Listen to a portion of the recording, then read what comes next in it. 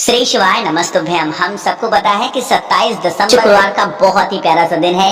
साथ ही साथ ये जो शुक्रवार है साल 2024 का आखिरी शुक्रवार है और इस आखिरी शुक्रवार को आप सभी लोगों को शिवलिंग के ऊपर बस ओम बना के आना है, वो भी शहद से ना। बहुत ही स्पेशल सा, बहुत ही प्यारा सा उपाय है, तो करने की पूरी कोशिश करिएगा, ठीक है ना। चलो सबसे पहले समझ लेते हैं इस ओम वाले उपाय को आप करोगे या करने के लिए जाते हो तो इससे आपका फायदा क्या है। जैसे मान लीजिए कि घर में आपके कोई ऐसा इंसान है जिसको क्रोध बहुत आ रहा है ना, कोई भी ऐसा इंसान है जिसको गुस्सा बहुत आता है, कोई ऐसा इंसान है जो पूरे घर को परेशान करके रख दिया है, तो आप इस उपाय को उस व्यक्ति के लिए कर लेना, ठीक है ना। देखो इसके लिए हमें क्या जरूरत पड़ेगी, शहद की। शहद की मात्रा आपको थोड़ी सी ज्यादा लेनी है, कम से कम 1 से 2 चम्मच आपको शहद देनी, ठीक है ना। शहद के साथ में आपको लेके जाना है महादेव की शिवलिंग के पास में एक तांबे का लोटा, ठीक है ना।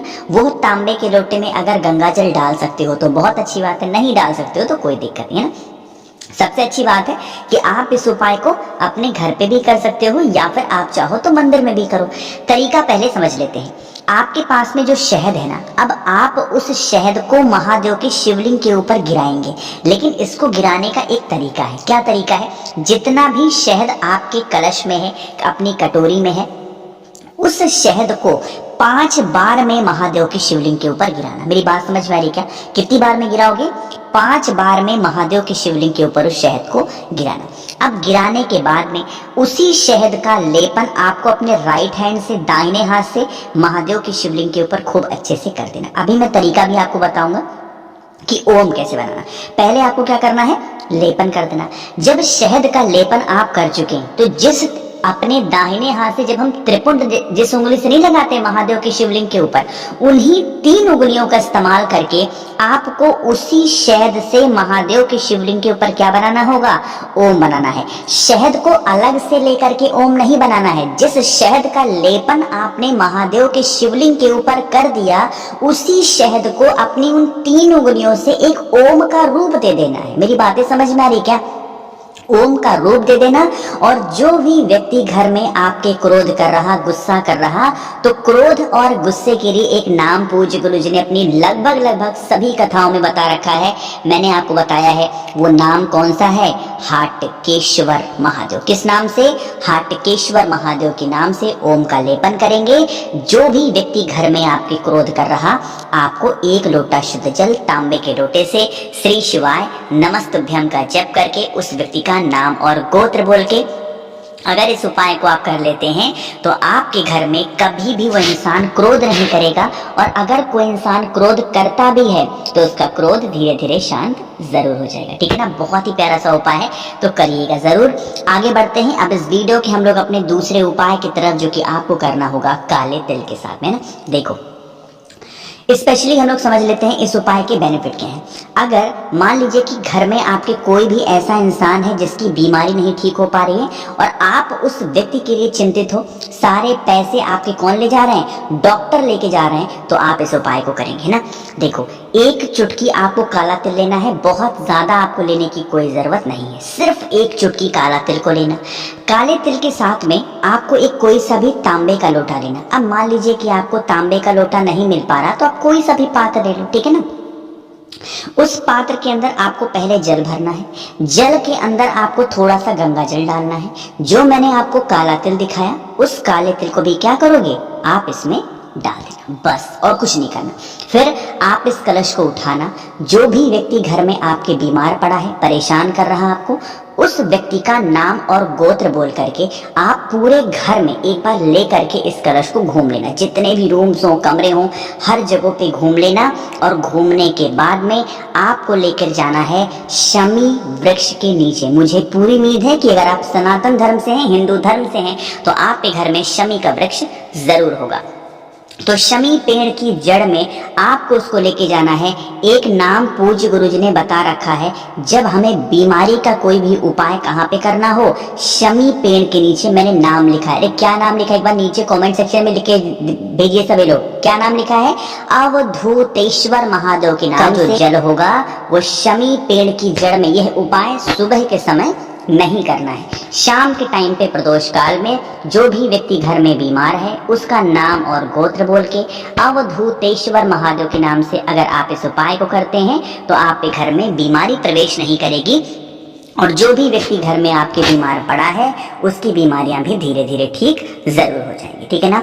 तो यहाँ पे हम लोगों ने 2 उपाय की बात कर ली है। आगे बढ़ते हैं अब इस वीडियो के हम लोग अपने तीसरे उपाय की तरफ, जो कि मात्र करना होगा आपको 1 लोटे जल के साथ में। क्या बेनिफिट है, कैसे करना है, उससे पहले जल्दी से कर दीजिए वीडियो को लाइक। जिसने अभी तक चैनल को सब्सक्राइब नहीं किया, मेरी आवाज आप पहली बार सुन रहे हैं, चैनल को जरूर सब्सक्राइब करेंगे, है ना। चलो सबसे पहले समझ लेते हैं इस उपाय के बेनिफिट क्या हैं। जैसे मान लीजिए कि आपके घर में कोई ऐसा व्यक्ति है जिसको हमेशा नजर लग जाती है, तो आपको ऐसा डर रहता है कि कहीं इस व्यक्ति के ऊपर कोई टोने टोटके ना करा दे, कहीं ये व्यक्ति क्या हो जाए, हाथ से ना निकल जाए, गलत दिशा में ना चला जाए, कहीं वो व्यक्ति नशे की लत में तो नहीं पड़ गया है, कहीं आपको ऐसा डर लग रहा है, तो आप इस उपाय को करेंगे ना। इस उपाय का नाम है 7 मिनट उपाय। क्या नाम है?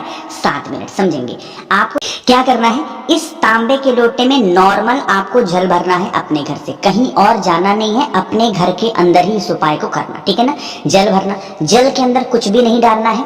अब आपको क्या करना है, इस जल को लेकर के कहाँ पे जाओगे, शमी वृक्ष के नीचे। एक थोड़ा सा मैं तरीका बता रहा हूँ। जब शमी पेड़ के नीचे करना कब है उपाय को, सुबह से लेकर के रात तक के टाइम पे कभी भी करो। शमी पेड़ के नीचे पहले एक आसन बिछाना, वो आसन किसी भी रंग का हो सकता है, कोई उसमें दिक्कत नहीं है, कोई इशू नहीं है। ठीक है ना। आपने भी ऐसे आसन बिछा दिया। आसन बिछाने के बाद में आपको पहला काम क्या करना है, आप जिस तरफ बैठे हो उसके राइट साइड में आपके पास में जो तांबे के लोटे में जल है उसको रखेंगे, और आपको अपने लेफ्ट साइड में एक घी का दिया गोल बत्ती का प्रज्वलित कर देना। क्या करोगे, घी का दिया गोल बत्ती का अपने लेफ्ट साइड में प्रज्वलित करेंगे और इस कलश को वहां पे रखेंगे। वहां पर बैठ करके गुरुजी ने एक नियम बताया था अपनी कथा में। वो क्या नियम है कि हमें 7 मिनट तक वहां पे बैठना है, और 7 मिनट बैठ करके घड़ी देख करके 7 मिनट बैठेंगे, महामृत्युंजय मंत्र का जप करेंगे। लेकिन मैं आपसे ये कहूंगा कि अगर आपको महामृत्युंजय मंत्र ठीक तरीके से याद हो, या आप कहीं से देख करके ठीक से पढ़ सकते हो, तभी महामृत्युंजय मंत्र का जप करना। अगर आप नहीं पढ़ पाओगे, आपको ऐसा लगता है कहीं गलतियां हो सकती हैं, तो मत पढ़ना महामृत्युंजय मंत्र, वरना गलती पढ़ दोगे तो दोष लगेगा। ठीक है ना। इसीलिए श्री शिवाय नमस्तुभ्यम या ओम नमः शिवाय शमी पेड़ के नीचे 7 मिनट बैठ करके पढ़ देना। जब यह दीपक 7 मिनट बाद ठंडा हो जाएगा, इस कलश को यहाँ से उठाना। जो भी व्यक्ति आपके घर में परेशान रहता है उस व्यक्ति को इस जल को धीरे धीरे करके 2-4-10 दिन में पिला करके खत्म कर देना। करके देख लीजिएगा, आपके घर में कभी भी कोई भी ऐसा संकट नहीं आएगा जिसकी वजह से आपको परेशान होना पड़े। ठीक है ना। 3 उपाय आपको समझ में आ गए हैं। आगे बढ़ते हैं इस वीडियो के हम लोग अपने चौथे उपाय की तरफ, और खासकर यह उपाय किसके लिए है, स्त्री विशेष के लिए ना। वैसे कर तो कोई भी सकता है, इस उपाय को इस्तेमाल कोई कर सकता है, बट ज्यादातर स्त्रियां अगर इस उपाय को करेंगे तो ज्यादा बेनिफिट है। ठीक है, समझते हैं तरीका। अगर आपके पेट में बहुत पेन होता है, या फिर आपको कोई भी पेट से संबंधित बीमारी है, लाइक गैस बहुत बनते हैं, कोई खाना नहीं पचता है, या फिर पेट में एसिडिटी होती है, या फिर पेट से संबंधित कोई भी आपको प्रॉब्लम्स है, यानी कि स्टोन है, पथरी है, कुछ भी है, तो आप इस उपाय को करेंगे ना। क्या करिएगा, आपको इस प्रकार से लाल पुष्प लेना है। क्या लेना है, लाल पुष्प। आपको पता होगा जो शुक्रवार का दिन होता है किसका होता है, देवी माँ का दिन होता है। आपके घर के आसपास या फिर आपके ही घर में कोई भी देवी माता की फोटो हो, मूर्ति हो, प्रतिमा हो, उस लाल पुष्प को उनके चरणों में ले जाकर के आपको समर्पित करना है। जब उस लाल पुष्प को समर्पित करोगे तो एक नाम आपको यहाँ पे बोलना है। वो नाम यहाँ पे मैं लिख दे रहा हूँ। वो नाम बोलना है माता प्रसूति। क्या, माता प्रसूति का स्मरण करके लाल पुष्प को समर्पित करना, और थोड़ी देर के बाद में उस लाल फूल को उठा करके जिस भी व्यक्ति को पेट से संबंधित बीमारी होगी उस व्यक्ति को इसकी एक एक पंखुड़ियों को निकाल करके और खिलाना स्टार्ट कर देना। उसकी पेट से संबंधित जो बीमारी होगी वो दूर होगी। जब खिलाओगे भी तो किसका स्मरण करोगे, माता प्रसूति का। ठीक है ना। कोशिश की है मैंने अच्छा समझाने। वीडियो पसंद आई हो तो लाइक करिएगा। कुछ पूछना है, नहीं समझ में आया, नीचे कमेंट सेक्शन में पूछें। और मेरे जितने भी भाई बहन आवाज आज मेरी पहली बार सुन रहे हैं, चैनल को जरूर सब्सक्राइब करेंगे। श्री शिवाय नमस्ते।